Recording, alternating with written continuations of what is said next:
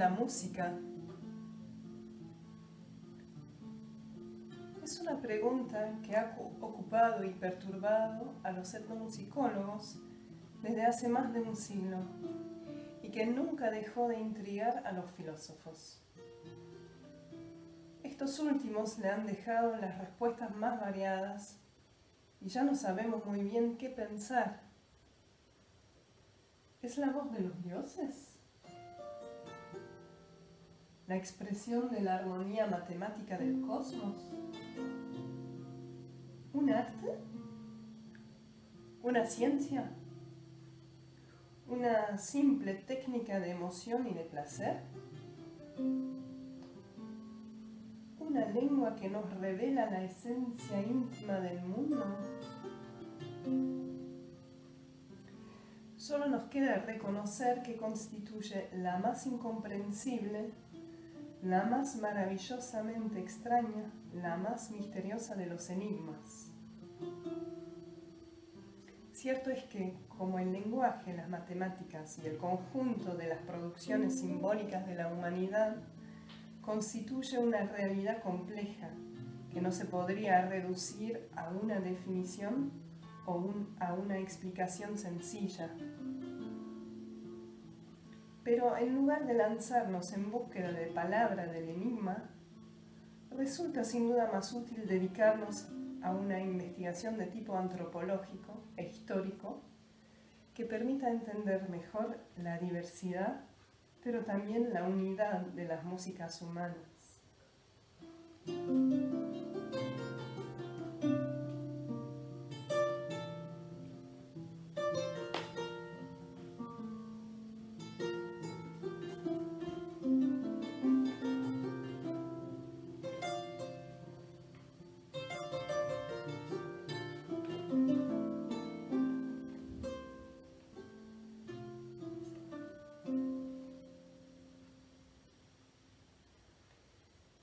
¿Qué es la música? Con una pregunta tan polémica, Jean Molineau inicia en 1976 su escritura académica sobre el hecho musical, en un texto que se llama Hecho musical y semiología de la música, que circula acá en una traducción inédita de Jorge Sand.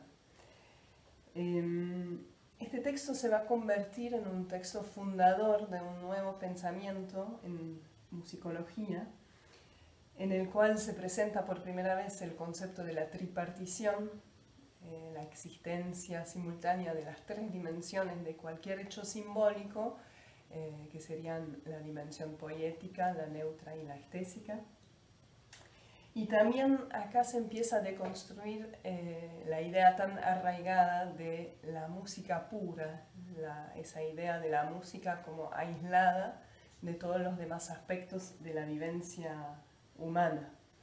Y a esto se opone la idea del hecho musical como hecho antropológico, social, total.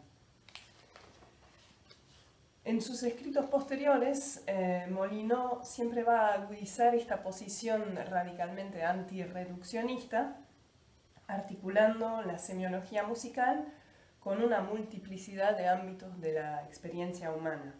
Y luego de 33 años de producción escrita sobre el hecho musical, va a publicar El monomúsico, una suerte de síntesis para la publicación de la obra completa en francés sobre el hecho musical. Y en este escrito, si se puede decir conclusivo, vuelve a empezar por esta pregunta ontológica y va a contestar a su manera.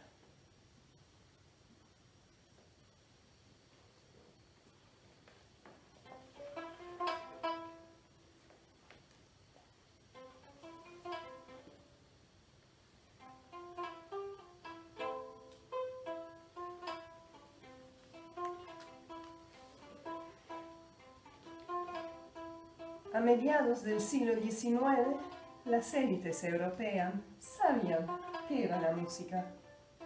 Era evidentemente lo que se escuchaba en los conciertos y en la ópera. lo que se aprendía en los conservatorios. Se trataba a grandes rasgos casi exclusivamente de la música compuesta desde fines del siglo XVIII, lo que hoy llamaríamos el repertorio clásico y romántico. No se trata, pues, ni de la música medieval, ni de la música del Renacimiento o de la época barroca, y aún menos de las músicas exóticas. El compositor se puede divertir introduciendo aquí y allá un ritmo o un fragmento de escala, ostinato rítmico y segunda aumentada, que evoca para los contemporáneos Oriente o España, pero esto solo es un guiño que no lo hace salir de la música, la única, la verdadera.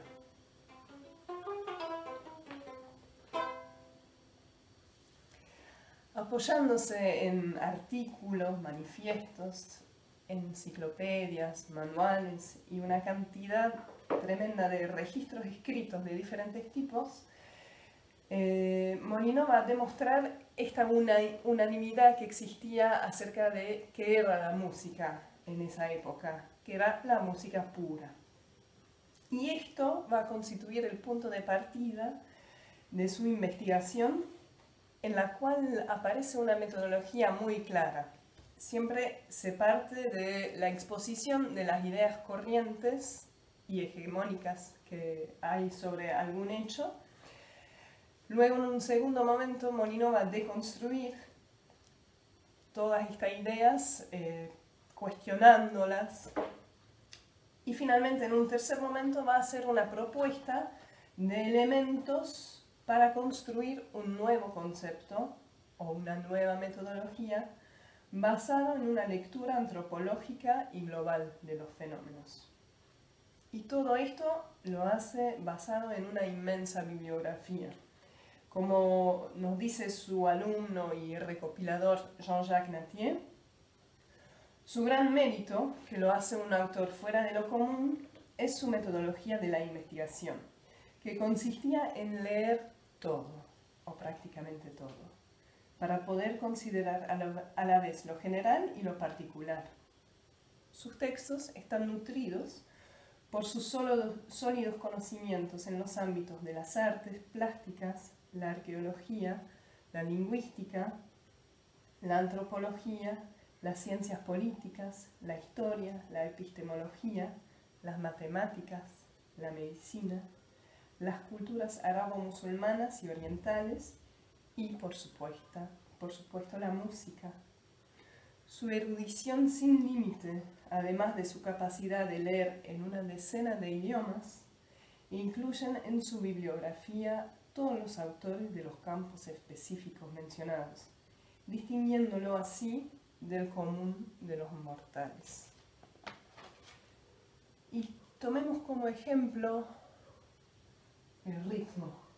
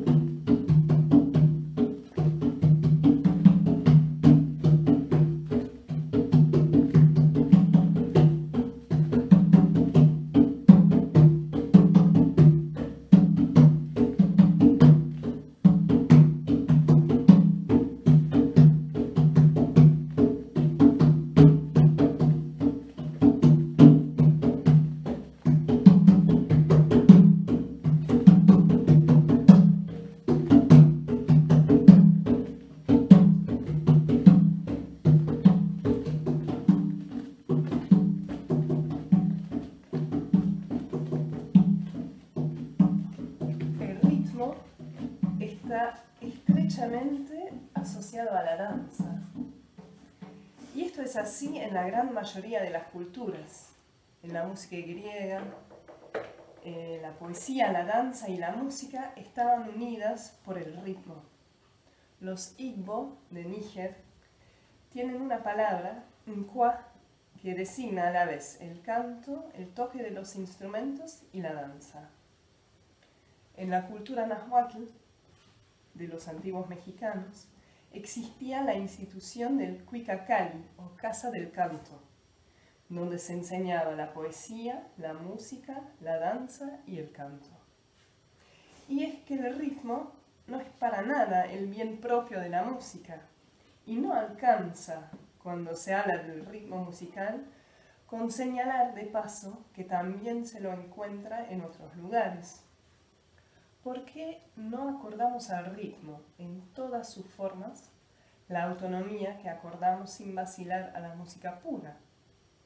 Está presente en todos lados, desde los ritmos fisiológicos hasta los movimientos y los gestos, de los ritmos sexuales a los ritmos técnicos y hasta los ritmos colectivos del trabajo, del juego, del deporte, del combate, del rito y de la fiesta.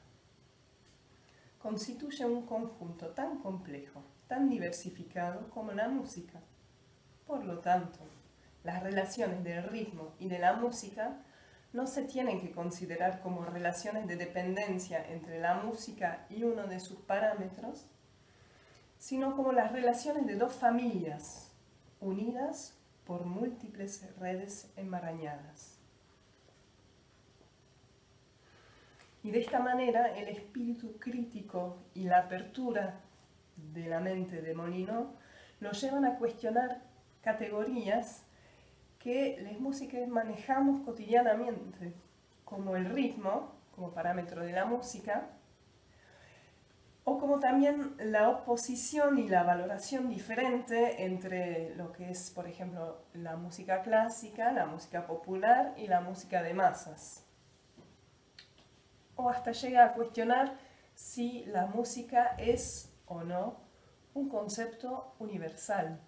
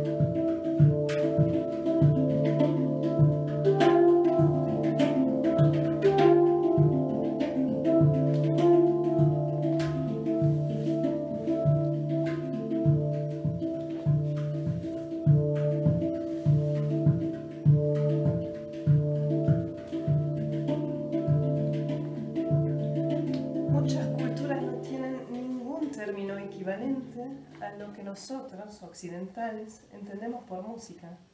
Y somos nosotros quienes aplicamos de manera forzada un recorte de su realidad, que tiene sentido solo para nosotros.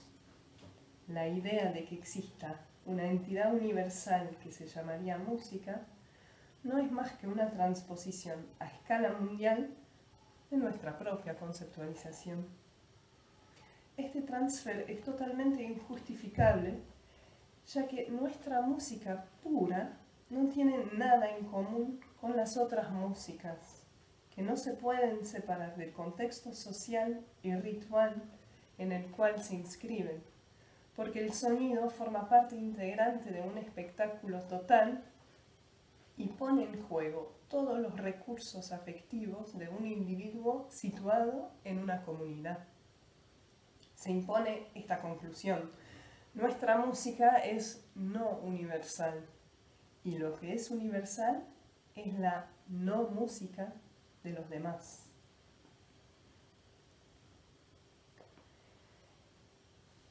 Entonces, Molinos, luego de haber cuestionado, criticado y deconstruido una cantidad de ideas corrientes sobre la música, va a realizar su propuesta alternativa. Y esta es una aproximación antropológica al hecho musical en base a sus elementos constitutivos, que para él son los ruidos del mundo, los ritmos y los movimientos, la voz, los afectos, los instrumentos y el lenguaje y la función simbólica. También va a proponer una nueva lectura de la historia de la música, una lectura que no sea lineal y que no se limite a las músicas letradas. Molinos hace empezar la historia de la música con el simbólico e hipotético momento de la aparición del hombre como monomúsico, distinguiéndose de los demás animales por su capacidad simbólica. De esta manera cuestiona otras categorías antropológicas como Homo sapiens, Homo faber. Él habla del monomúsico. Y propone elaborar la historia de la música desde ahí hasta la era globalizada, según los métodos de la cladística, que es una metodología que toma desde la lingüística comparada, sin oponer en ningún momento o sin establecer diferencias, oposiciones entre músicas de tradición oral y músicas de tradición escrita.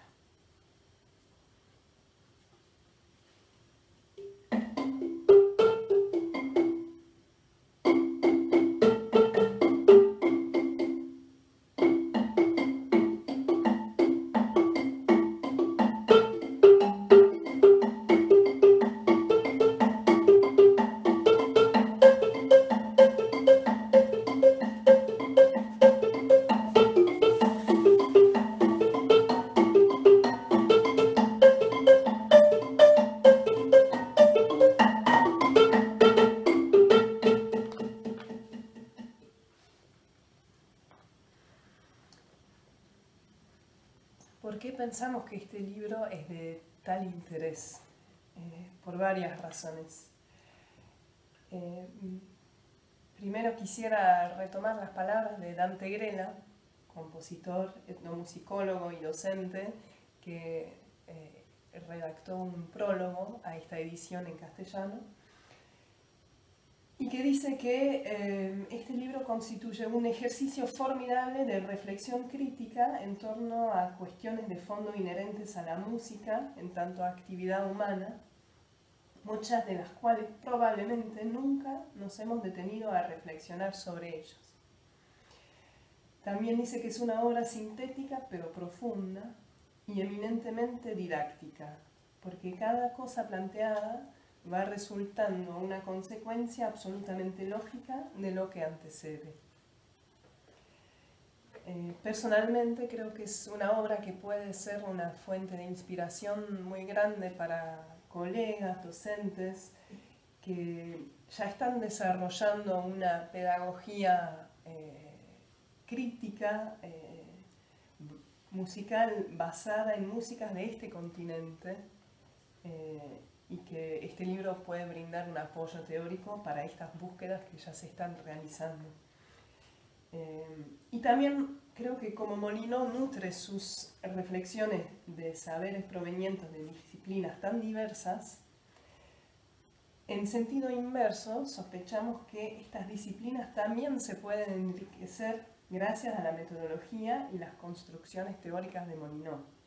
Y es por eso que en esta edición agregamos 2 capítulos de la obra completa de Molinos que abren a múltiples áreas de la experiencia humana.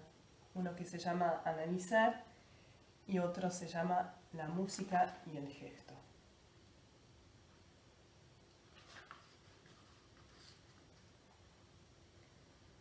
aceptar lo mixto es reconocer que nada en el mundo se puede reducir a una estructura, a un modelo único, que solo son construcciones gracias a las cuales describimos ciertas propiedades del objeto. Para concluir, quisiera agradecer a todos los que han posibilitado la realización de esta edición en castellano. En primer lugar, a la gente de la editorial Último Recurso, que trabajan desde una militancia pura por la difusión de los textos que no corresponden a los cánones más comerciales, y que lograron sacar esta edición en un año económicamente muy difícil para todos los colectivos. Y en especial al editor Germán Abet por la confianza y la militancia que puse en la posibilidad de sacar este libro. También al autor mismo, Jean Molinot, con quien tuvimos el placer de intercambiar algunos correos y que hasta agradeció este trabajo, esta edición en castellano. También a Dante Grela por el prólogo, a Ramiro Fregoni por el arte de tapa y por la revisión constante y paciente de los textos. A todos los colegas, antropólogos, músicos, musicoterapeutas, biólogos que ayudaron en la ardua búsqueda de terminología adecuada para traducir ciertos conceptos, y los grandes artistas que están acá presentes y que acompañaron todas las presentaciones que se hicieron de este libro.